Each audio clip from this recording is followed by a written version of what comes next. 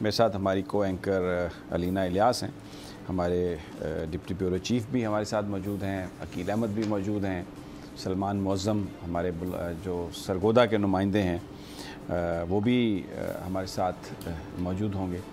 और पाकिस्तान की जो सियासत है उस पर हम बात करेंगे। आज 3-4 वाक़यात बड़े अहम हुए।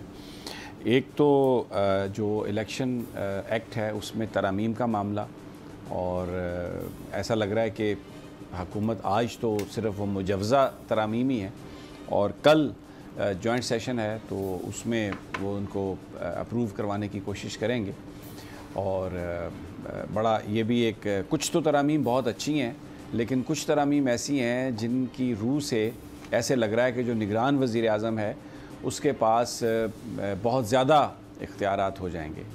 तो उस पर पीपल्स पार्टी को और JUIF जो है वो हालांकि इस हुकूमती इत्तेहाद का हिस्सा हैं, लेकिन उन्हें इस पर बड़ा एतराज़ है और आज तकारीर भी हुई। इसके अलावा इलेक्शन कमीशन ने कल नाकाबिल ज़मानत वारंट गिरफ़्तारी जारी किए थे चेयरमैन PTI के। रात को एक लेटर भी लिखा, लेकिन गिरफ़्तारी नहीं हो सकी। इस पर आज इलेक्शन कमीशन में जो उसकी जो समाअत थी मुकदमे की, उसमें ख़ासे बरहम नज़र आए। क्या हुआ?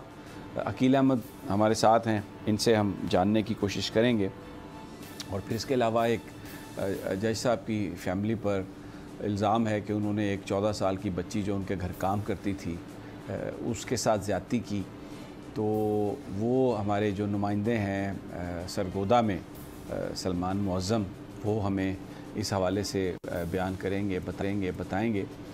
तो ये हमारे आज के मौज़ूआत हैं। सियासत जो है वो अपना रंग दिखा रही है। दिन बहुत थोड़े रह गए हैं हुकूमत के, तो उसमें जो गुस्सा है उसके भी जज्बात हैं बड़े ज़्यादा।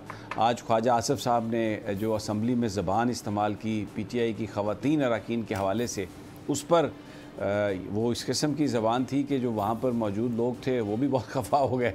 हालांकि उनका कोई ताल्लुक़ वास्ता नहीं है सच इतना। उसके हवाले से भी हम बात करेंगे कि ये मामला जो है ये क्या था। लेकिन अगर इजाज़त दें मुझे शुरका हमारे, तो मैं अकील की तरफ चलता हूँ।